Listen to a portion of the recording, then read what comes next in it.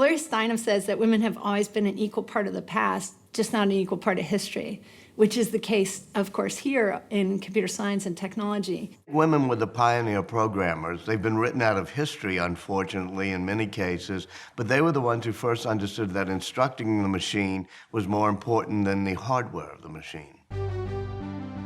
One of the first women pioneers in computing was Ada Lovelace, Lord Byron's daughter. She's often considered to be the first computer programmer.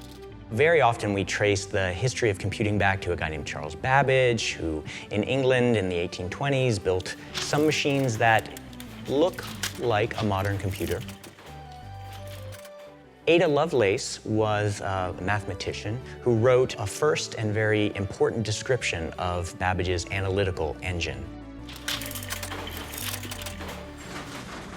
She really envisioned how punch cards, which instructed the mechanical looms that were driving industrial England, that they could be used by her friend Charles Babbage's difference in analytical engines so that they could do more than just numbers. They could be computers. They could do words and pictures and music and patterns.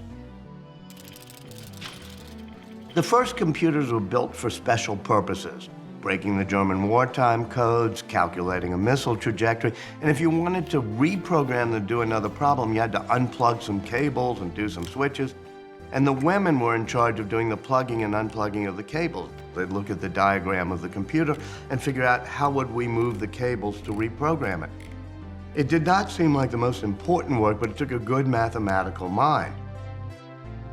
The designers thought that this would be an easy job, that the building of the machine would be the most difficult task, and then you would have a scientist who would define the problem, and these women would just be coding it. They'd be translating it from human language into machine language. It turns out that coding was quite difficult, and so these women played a very active role in defining what a computer could do. They had this equipment, and somebody had to figure out what to do with it. Well, that's always a good job to give to the women. Do something with this, make it work. And you know, in the early days of hardware and software, that was kind of what it was like. Hardware would put stuff as much as they could with it, and they'd give it to software people, do something with it.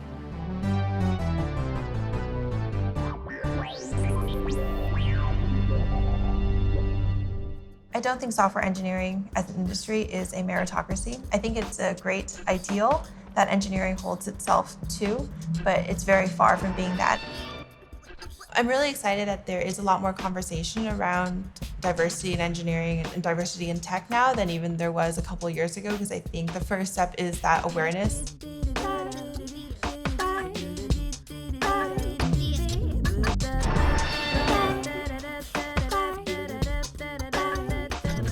I went to a conference in October of 2013, and in there listening to a few people speaking about the lack of women, how bad the numbers were, how the numbers were declining, but nobody was talking about the actual numbers that they had or whether any of these tactics that they were deploying were helping with the numbers.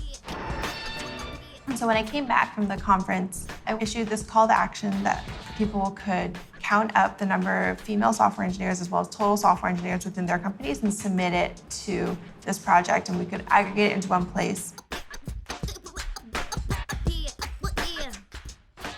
Before, it was more or less an open secret that diversity was a problem within tech, but when companies started putting these numbers out there with full diversity disclosure reports, it became very obvious for people outside the industry to look at those and say, wow, there really is a problem. This is something that we need to be focusing on and trying to address.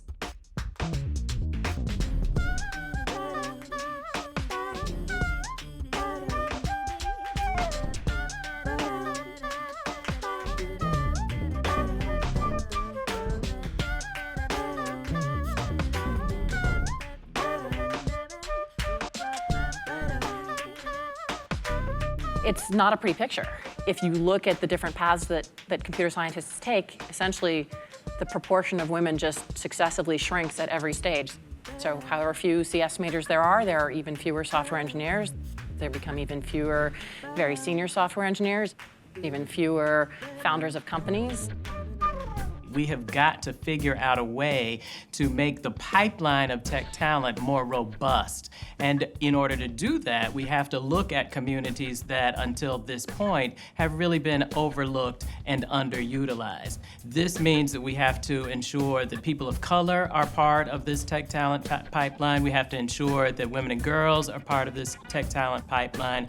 We have to ensure that we're looking in all corners and crannies of the nation to make sure that we're reaching people who have the talent, need the skill, need the context for being able to succeed.